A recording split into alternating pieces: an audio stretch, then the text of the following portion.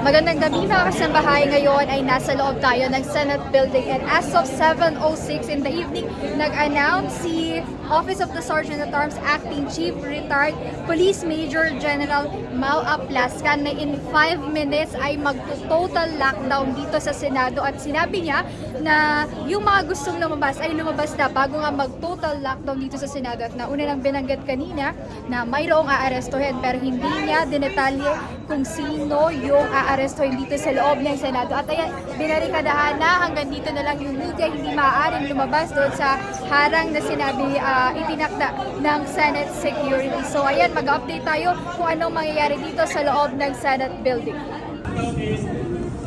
minutes. Total lockdown of the entire building. So if you want to go out, please go. If you want to go out, sir, why are we locked down? Sir, Sir, sino po yung arestuhin? sir, bakit kayo lockdown? Nakakordon na, hindi na rin yan.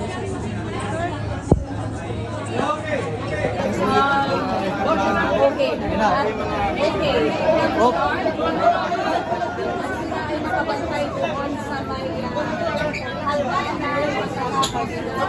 Mga kasambahay, dumating po yung may nakita po tayong mga tauhan ng Philippine Marines na pumasok, no?